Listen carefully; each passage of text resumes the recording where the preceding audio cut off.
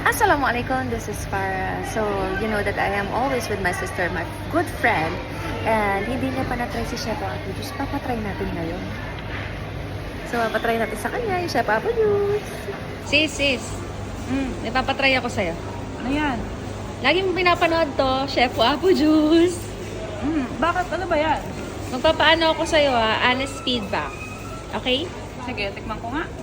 Papatikim ko sa kanya yung hot na Chef Apple Juice kasi mahilig din siya sa hot drinks. And ngayon naman, kalmado kami kasi malamig naman dito.